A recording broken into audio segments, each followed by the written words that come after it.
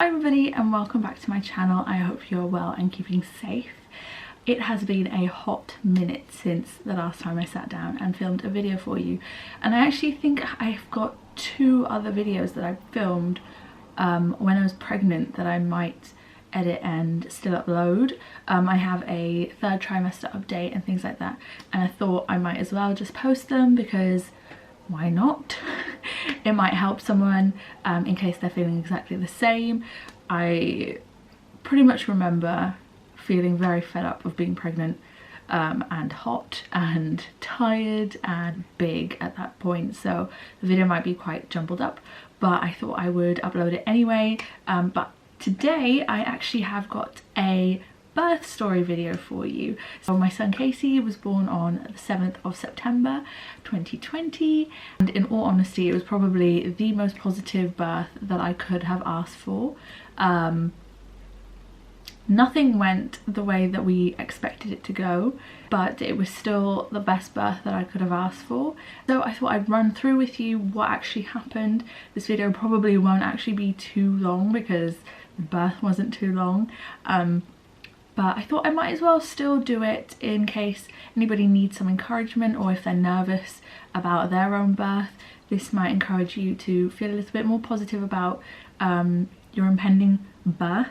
And yeah, so let's get into it. If you followed me on Instagram, you'll have seen, I think it was my 40-week update or my 39-week update, where I basically complained a lot about some serious backache.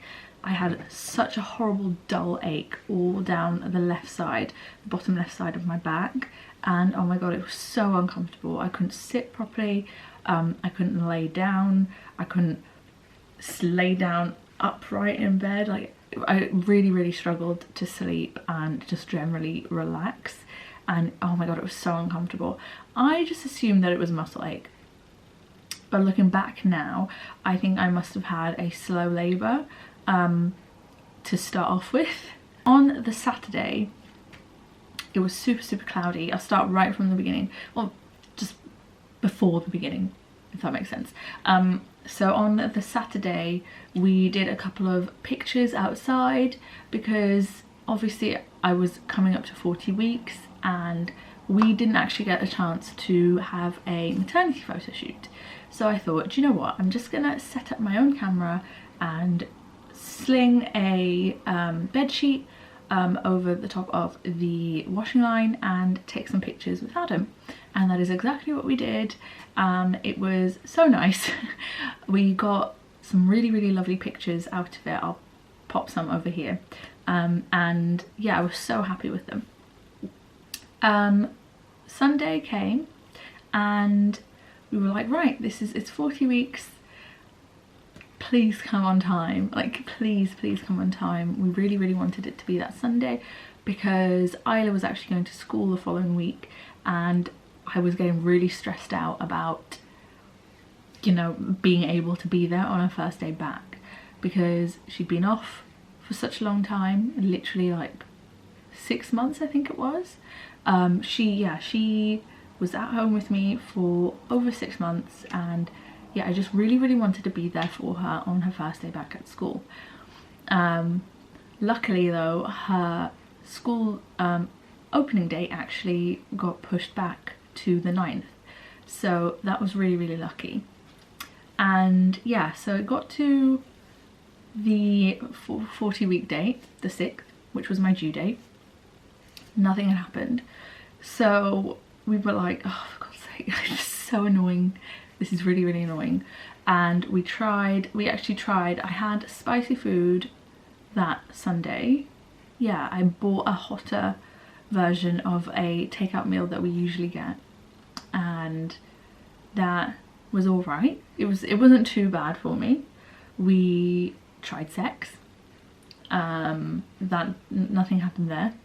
We tried going for a super long walk that Sunday evening as well, actually. I think I put it up on my stories. So we went all around the area that we live in, and yeah, that was a really nice walk. And then that evening we had spicy food. So yeah, by the time it got to like 10:30, I was like, for God's sake, this is he's not coming on his due date, so I might as well just accept it. That was fine. Had a shower just before midnight, I think it was, and went to bed. And then I think I got up at about 3 o'clock because I really needed a wee. So I went for a wee and then went back to bed, and then I fell back to sleep, and then at 5:30 I just felt like a trickle between my legs, and I was like, shit. So I got up, I literally shot up, and I was like, Anna, my water's broke. And he was like, what? And yeah, so my water's broke in bed, which is such a difference to my first labour. I laboured for 2 days and my water's broke when I was 10 centimetres, literally getting ready to push, and it was like a pop and a massive gush of water. So yeah, it was completely different. It just trickled out this time whilst I was laying in bed, which I wasn't expecting. So I was like, oh, okay, fine, this is fine, everything is fine. And I text my mum, waters have just broken, so I'm gonna jump in the shower. You can come over whenever you want, because obviously we've been told that with your second baby, it's likely to be a lot faster than the first time round. So I was like, right, I'll just jump in the shower, you know, make myself feel a little bit more clean, because I had this water dripping down my legs. And I didn't know, I don't know if any of you guys knew this, but when you lose your waters quite early on, they just keep going. I didn't know this. So I was like, okay, cool, well, my water's broken, that's that, they've gone. Cool, I'll have a shower, get dressed again. No, I got dressed and they just still kept going. So I was like, for God's sake, this is ridiculous. Anyway, I popped a pad in, and that was fine. And I think at about, my mum came around at about 6:37, and I called the hospital at 7:30. Whilst I was eating a banana, I was just having some breakfast, you know, trying to chill, because at that point I wasn't uncomfortable, like everything was fine. I was feeling, you know, slight contractions, but they were so tiny that they didn't really affect me. And so yeah, I called the hospital at about 7:30, and you know, I was on the phone like, yeah, I'm fine, I feel okay. And the midwife was like, well, because this is your second delivery, you should probably come in. So I was like, okay, that's fine, no worries. But she did say on the phone, don't rush, take your time, and when you're ready you can come in. So I took my time. I think we went at about 9:30.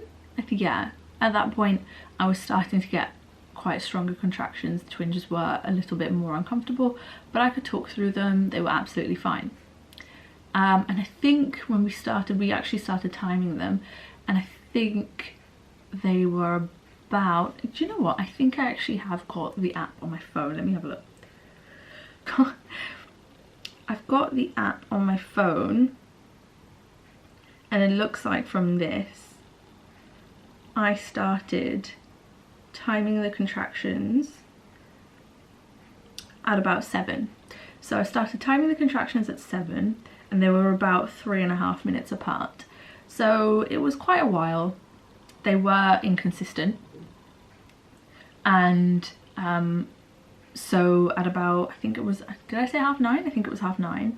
We headed over to the hospital. I could still talk through the contractions, so let's have a look. At about 9:30, yeah, they reduced to about 2.5 minutes apart.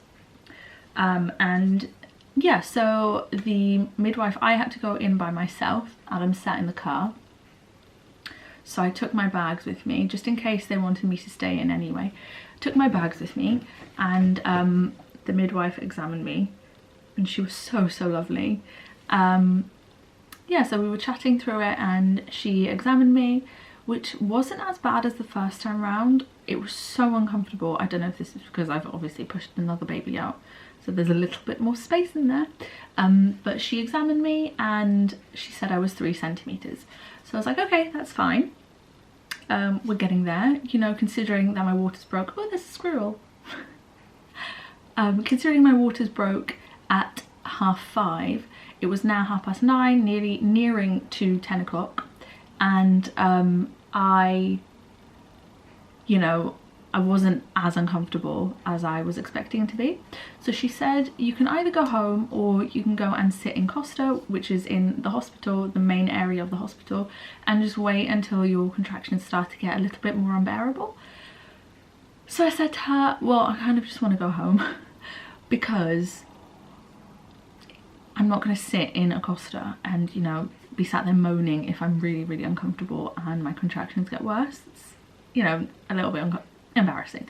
So I went back downstairs, and that was probably, yeah, just around about 10 o'clock. And my contractions actually started getting a little bit more uncomfortable as I got downstairs. So I remember walking towards the car in the car park, and I actually had to stop to sort of breathe through it. I finally had to start breathing through the contractions. And yeah, so we headed home, and I was honestly there. I sat there for probably about 20 minutes, and it was then that it started to sort of kick off. And I was sat on the birthing ball bouncing, and Adam was sat in front of me and he was holding my hands, and I had to breathe through every single contraction because I couldn't, so I had to breathe through every single contraction because I couldn't talk anymore. Yeah, it was very uncomfortable. So let me have a look. Yeah, so it got to about 10:30 where they started to get around about 1 minute apart, 1.5 minutes apart, and yeah, I couldn't talk through them very much. So I called the hospital again, and I had to stop. I actually had to tell the midwife, like, I'm really, really sorry, I'm having a contraction, just bear with me a second. And I had to breathe through them. She was like, well done, that was really, really good, well done. And so I said to her, I'm very uncomfortable right now.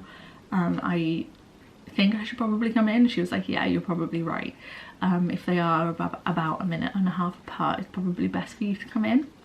So we headed back, and I had to wait a little bit. I had to go upstairs by myself again. And yeah, this time around it was a lot harder because I was very uncomfortable, and I think I went the wrong way actually. Was that the first time? So anyway, yeah, I had to sit in the waiting area and wait a little bit for probably about 10 minutes before the midwife got me.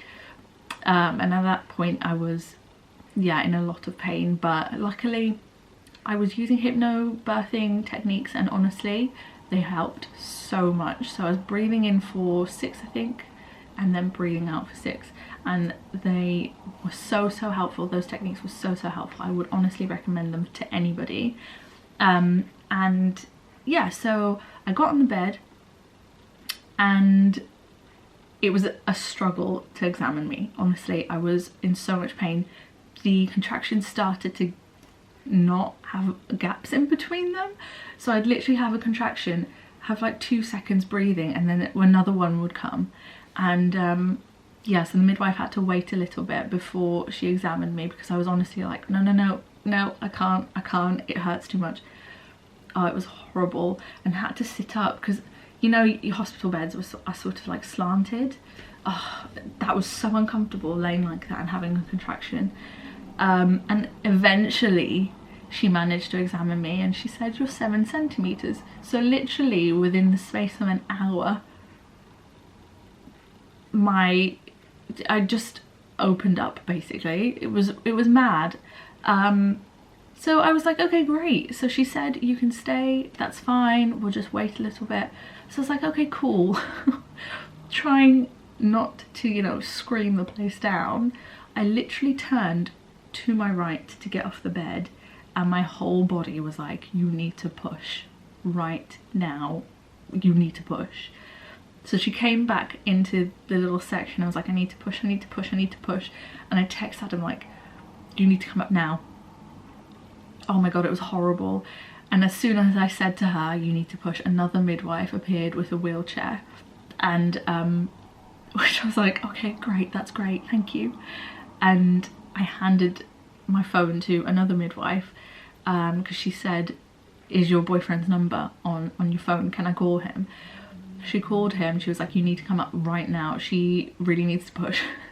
According to Adam, he was literally running around the hospital like buckaroo because he's got bags all over him, and yeah, so he literally had to run through the hospital to get back upstairs to find me, and I think he came round the long way because he couldn't find the room. She sat on this wheelchair and she turned around, she sped down the hallway to get me to the midwifery led unit. Oh my god, I remember it, but I don't, if that makes sense. So I was sat like this, trying to breathe through every contraction, trying to hold this baby in. And as soon as she opened the door, I got off, ran to the bed and sat up over the top of the bed and literally pushed immediately. Like, I had to push. I didn't even wait for the gas and air. I had to push this baby out. And I could hear Adam, and finally she gave me the gas and air, but I could hear Adam opening the door and coming in, and I could feel everything was on show, like everything. I was pushing so hard. That position, it turns out, wasn't the best position for me, which I found very surprising because I actually felt like that was the most comfortable position for me. But the midwife actually asked me to turn over because the baby's head was there, his head was there, but that position wasn't doing anything for me. So I turned over and laid on my back again, but again the bed was slanted, so I was sat up basically with my legs up, and I actually forgot for a minute about my breathing, and to be honest with you, that did really affect my pushing. So I'd had Adam holding my hand and him going, you need to breathe in for 6 and out for 6, just breathe, and every single time I had a contraction, I would do that. And I was sort of making this, oh my god, I can't even describe the noise that I was making. It was pretty animalistic, like honestly it was animalistic, which is understandable, you know, I'm giving birth and that is the noise that you are going to be making when you are having a baby. And yeah, so I was making this noise, but I think that was also affecting my pushing. So Adam told me, I'm so glad he was there, because he told me to sort of just channel that noise into the push, and that helped, and Casey's head popped out. From what I vaguely remember, before that happened, one of the midwives had actually turned around to write something down, and I'd pushed and his head popped out, and the other midwife was like, wait, his head's out. Which they weren't expecting. I think they were waiting for a little bit because I don't think they expected it to happen that quickly. And so that happened, and then she told me to just do some light panting for his shoulders to come out, and yeah, and then he was born. Unfortunately, it happened so quickly that we didn't manage to get any footage. I wanted to film it, I wanted to take pictures. I actually wanted a water birth this time round. I was so desperate to have a water birth, and that's exactly why I actually wanted to be in the midwifery led unit, because they had a pool in there. So yeah, nothing went the way we expected it to go, but Casey was born at 11:36, the 7th of September, and yeah, it was honestly the best birth I could have wished for, even though everything went out the window pretty much. I would do it again 100%, just because it was so untraumatic compared to my first birth, and I was so nervous about all of it because of that. So we had sessions with a lovely lady called Jo at Love Parenthood, and she is based in our area. I will leave her details down below because she is amazing, and I'm pretty certain she does virtual classes as well. So if you are in other areas of the country, then that's absolutely fine, because you know we are going into a second lockdown, and if you are pregnant, and you're looking to do some hypnobirthing classes, she is perfect. She was just great, and the classes went through everything for yourself, birth and your partner, and those techniques are actually things that Adam and I both use still now, even when we're getting stressed, and that's something that she explained to us that she does too. So yeah, it was so good, and I would highly recommend having hypnobirthing classes if you're able to. Another thing I have to admit to using actually is the Annie ball. So I had seen another YouTuber use one of these, and I definitely think it made a difference to my birth. With my first birth with Isla, I had to have an episiotomy and a forceps delivery because I just couldn't, she was in the right position, but I just could not push her out. Like, it was incredibly uncomfortable, and yeah, it was extremely traumatic for me. And I was so nervous about having exactly the same experience with my birth with Casey, and I really didn't want that to happen. I ordered the Annie ball, and I think I used it for about 2 weeks before I had him, and I used it on and off, I'll be honest. The instructions do say to use it every night, but I found it a bit weird, but it did work.